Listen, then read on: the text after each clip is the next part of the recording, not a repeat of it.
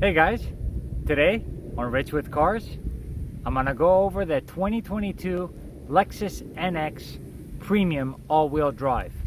Very difficult to get a hold of this car since, of course, we're in a very short supply of vehicles, especially with Lexus. So I was very lucky and fortunate to be able to get an owner's vehicle on this 2022 Lexus. So as always, I'm gonna go over a quick overview of the exterior, interior, bit of the engine, and then some driving impressions, and I'll also go over the cargo. So guys, strap in, let's take a look.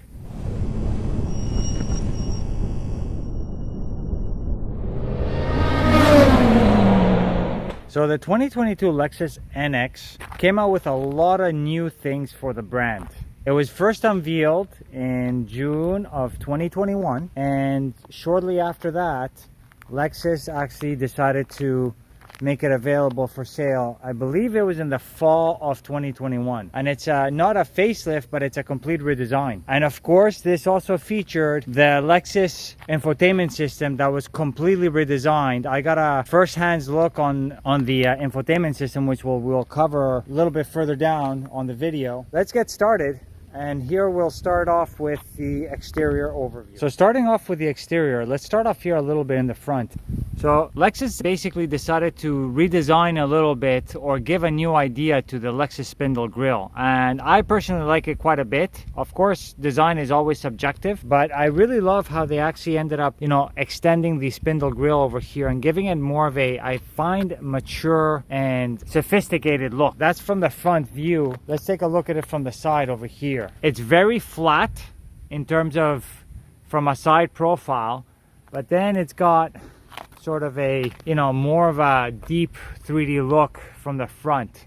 Of course, there's also the design on the grille itself. In terms of the middle over here, it doesn't have much of a mesh anymore, like on the previous models, or even like the cross sort of like bars.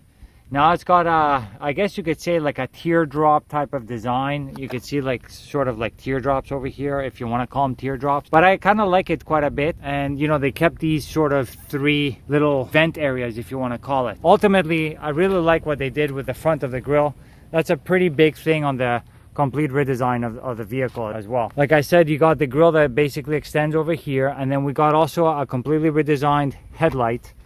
It takes a lot of the design language on the daytime running light over here from the other models like the IS, the UX as well, where it basically integrates the daytime running light and the headlight all into one housing. I like how they have the Lexus L kind of here on top of the headlight now, like they do on the other models. And then we have some fake vents over here, or side curtains. I'm sure that on the F Sport version, that's probably open. And then you got a fog light that's LED there at the bottom as well. I kind of like also how they extended this part of the front bumper over here. Gives it a sportier look as well. It's very nice. This, of course, is a unpainted plastic, but it goes well with this caviar exterior color. Then when you look at the hood itself, it's got some simple character lines that are basically very similar to the IS. So you see some character lines there. I don't know if it shows a lot on the camera, but you could see it running along the side over there as well. This is, like I mentioned before, premium all-wheel drive version. So these wheels are not the standard ones. These are optional wheels, and they're 20-inch. They're pretty nice. They're multi-spoke, and they got sort of a light silver finish, or a brushed aluminum finish. I would have liked a little bit if Lexus would have actually painted the wheel well, or the actual surround area around the wheel well, instead of leaving it in dark plastic. It's not as noticeable on a dark color like the caviar over here. As we move a little bit further on the side here, let's take a look at a full side profile of the vehicle. They simplified the character lines, or the stylistic lines, on the newer NX. So you have this, if you want to call it, waistline or shoulder line that basically runs here across and then moves up, and then it actually restarts again over here. And then you got a little bit here at the bottom, basically goes up around the rear wheel well as well. Here on the side, we do see that there is a new tail light, and as we move around, we'll see that this taillight is now full width. Not exactly full-blown width on the same taillight component, but it actually does go from one side over here and then continues on the middle and then continues once again there on the other side. At night it looks really nice, gives it more of a sophisticated look. A lot of the manufacturers now are doing that, like I've mentioned in some of my previous videos. The other difference also is the fact that now there's no more Lexus badge. It's written out in its Lexus letters with its own font. Then we don't have any more exhaust housings. The exhaust pipes actually come from below. I don't know if you can see it over there, but ultimately not a huge revolution, but more of an evolution. As you can see here, the designation for the 350 all-wheel drive, and this is a premium. I do have this over here as well, which emulates a little bit of the side curtains on the front bumper as well. So kind of like what Lexus does with our design as well. You can see a bit of the lines over there and over here that emulate the spindle grille in the front as well. One other thing in the back is you got your rear view camera here at the bottom. That's for your rear view, right? But as we will see later on, there's also a digital rear view mirror now that basically shows a camera, and it does not use this rear view camera, but in fact uses that one right there. I don't know if you can see it through the window over here, but it's basically right there, and it's actually behind this windshield over here. As we go into the interior, one thing I want to show you guys is now these door handles are not physical. So look, I'm trying to pull and you can't actually pull it. It actually has an electronic release, which is right here behind this handle, and it opens the door. So that's pretty cool. That's new. And you can see it also is used over here. It has an emergency latch as well over there. So moving on to the interior, this particular vehicle is a premium version all-wheel drive 350. It does not have the luxury package, so all this material over here that you see is Nulux. So Nulux is a synthetic leather, which I personally prefer because it's much easier to maintain.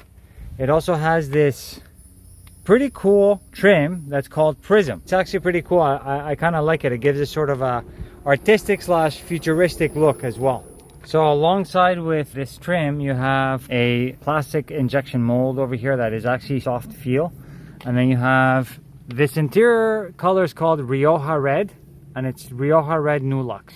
You got your window switches, you got your mirror, side view mirror switches, your door locks, window locks as well.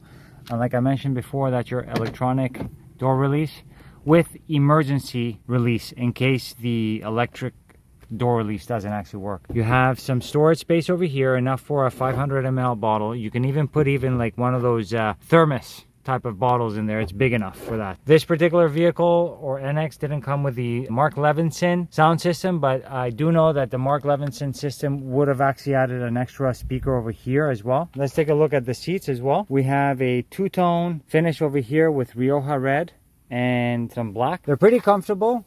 They're not very huggy. The bolstering is not that aggressive, so it's actually not bad. These are not the sport seats, let's say from the F Sport line. And these are 10-way power.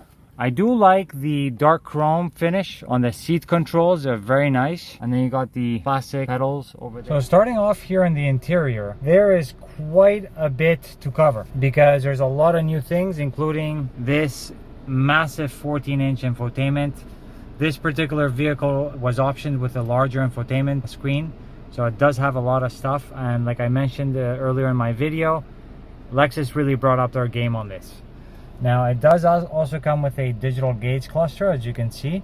Now the only thing about this digital gauge cluster though is the fact that it's only 7 inches and it doesn't have much adjustability. These areas over here and on the side over there, those are actually fixed. This is only a 7-inch screen, which covers about that much real estate over here. You do have your buttons for your gas and your trunk, which are automatic, your odometer, and then your brightness for your gauge cluster. One really cool thing which blew my mind away is the heads-up display. Cool thing about this heads-up display is the fact that it has multiple options. If I were to touch this pad over here, you can see over there, or this pad over here, it's all capacitive touch, by the way. So as soon as I touch this pad, it shows automatically on the heads-up display. If I touch this thing over here, it shows up. These entire panels over here are capacitive touch. So as soon as you touch it, it'll show on the heads-up display. So that's what I want to show you guys. Where Lexus lacked on the digital gauge cluster, they gained on the heads-up display, which is really cool, because as soon as you actually touch something over here, you can change it. And the voice commands, you can actually access it from here, or by saying, "Hey Lexus, how can I help you? What's the weather like for today?" Here is the weather for Dr. Phillips, Florida on Saturday, August 13th, partial sunshine. So that's part of the new system that Lexus came out with now with their infotainment. There's the infotainment itself is not controlled anymore by a pad over here or anything. It's all touch on the screen. And they made the screen over here quite close to the driver so that it is accessible. Now I have all the different shortcuts over here. So let's say for navigation, and I can even look at this, expand the map even more. So you have all the screen real estate for the map itself. You can have different navigation options. That's your different audio. And then you have all your different channels on XM. Gives you a whole different list of options for your audio. Then you have your phone. Since my phone is actually connected now, it takes me directly to the Android Auto app. That's something else that's really cool about this, is the fact that it's now both Android Auto, Apple CarPlay compatible, and also wireless. So as soon as you go into the car, your phone automatically connects to the car, and you'll have your option directly to go into Android Auto, which basically with my phone, since I have an Android Auto phone, you touch from here and then you go into your Android Auto settings. The cool thing also is the fact that you have your climate controls here now at all times, so it doesn't actually get taken away because you don't have any more physical buttons. I'm not a huge fan of that, but I do like the fact that you can change your temperatures at all times. And that's also pretty cool, is the fact that you have this sort of screen over here inside of the temperature gauges. So once again, now I go into the vehicle settings, and you have all these vehicle settings over here. This is the all-wheel drive, and it shows you where the power is going, trip information options, and then you also have a bunch of other general settings like Bluetooth, general. It's much more comprehensive now, this new infotainment system. I believe there is over-the-air updates as well. So that's gonna be very cool. They changed the position of the start-stop button, much more in range for the driver. Yeah, no, they did a phenomenal job. I still have some time to discover this a little bit more, because I've only had the car for about half a day now. Responsiveness, I guess, is not that great, but it could be because there is a film over here to protect the screen. So that could be a part of the reason why. You do have some physical buttons for the front defrost, the volume or the power, and that's your volume for your radio. You have a wireless Qi system over here, charging system. You have your drive modes over here between Eco, Normal, and Sport. And it shows up over there. You'll see it over there. So Normal won't show, but Eco and Sport will show. And you'll also have your digital gauge cluster also changing within the different modes. That's Eco, that's Normal, and that's Sport. Not a massive change, but still it shows some changes. Like I said, you have your wireless charging system over here, and then they actually did very minimal buttons over here. You have your automatic brake hold, automatic parking brake, auto start stop, you can turn it off over here, hill descent control, traction control off. Don't ask me what that is. Like I said, I've had the car for about half a day. I still don't know what that is. If you guys know what it is, please comment below. And then you have an electronic shifter over here, or gear lever. Very similar to the version that you see in the LC. Of course, the gear shift itself is a little bit different, but the system in itself is very similar in terms of how it functions. It's not the same transmission though. You do have, that's your drive, that's your neutral, reverse is like that. If I want to go back to drive, I want to go back to manual over there. Now I'm in drive, just take it down. As you can see, it went to manual. And then if I want to do park again. Something else that's pretty cool, part of the wireless Qi system. So you think that this is all that there is? You got some extra storage space over here. with an additional 12-volt charger as well, as you can see. So that's very, very, very cool. So you have additional storage over there, and then of course you have two cup holders that can hold, you know, regular size bottles. And then the other cool thing is you have your middle armrest over here that can open up from either side, so from the driver's side or from the passenger side. Lexus is magic. And then you have some additional storage space over here. So your USB chargers or plugs, if you want to call them, they're located over here at the bottom. You have a USB-C and a USB-A, and then you have some vents over there. I'm sorry you can't see the other one, but the other one's right there. And then you have your glove box over here, quite large, and I like the fact that it's nicely lined in here with some felt. You got some soft touch plastic injection mold here on the dash, and it basically goes all across here on the dash as well. Now, something else that's new for Lexus, you have this rear view mirror with multiple controls. Of course, this is your home link on this side, and then these are other functions. What are these functions for? Well, now you have a digital rear view camera on your rear view mirror. These controls over here are to basically adjust all the different things on your rear view camera that you actually view through here.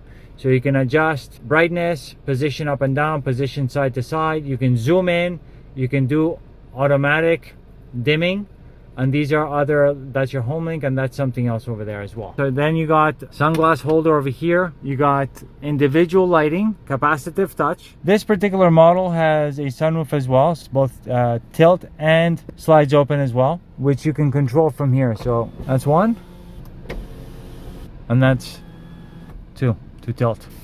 You have a material type of headliner, which is still pretty nice. A quick look in the rear seats. So you have the same type of trim here on the doors. Wow, very, very spacious. I have a good solid 1.5 to 2 inches of knee room. My head's not touching. And in terms of headroom, I have probably a good solid 3 inches. You can see how much headroom I got. I'm very comfortable in here. For being a subcompact SUV, pretty good. And then one final look here at the interior from this angle over here. It gives you guys an idea of how well Lexus did in terms of redesigning this interior with this brand new infotainment system. Really, really nice and clean. I like it quite a bit. So now getting into the cargo area, of course there are several different ways you can open the trunk. One would be hands-free with your foot sliding under the rear bumper. There's a button under the Lexus riding area. Of course there's a button inside, and you can also open it from your key as well if you were to hold the button. As you guys can see over here, quite a bit of space. I don't know if it's great compared to some of its competitors, but regardless, it's still pretty good space over here. We do have some additional compartment over here that you can actually, as you can see, the owner puts quite a bit of stuff under the compartment, which is very, very cool. You have a little extra area over here with a net. The seats here do fold down. You do have a privacy cover over here that attaches to some hooks over there, but the seats over there do come down, but you'd have to open a latch manually, which is right there. So you have about 22.7 cubic feet of cargo area over here. With the seats down, I believe you do have 46.9. But I'm not sure if the 22.7 includes this little area here at the bottom as well. I believe not. I think the 22.7 is actually just with a flat floor like that. Now you can close the trunk over here, whether just like this, or you can close and lock the doors at the same time. Let's just close it now. So this 2022 NX has a inline-4 turbo engine pushing 275 horsepower and 317 pounds per foot of torque. Honestly, it is quite a peppy engine. They did increase somewhat from the previous generation, and it is quite fuel efficient as well. I'll give you guys the fuel efficiency numbers.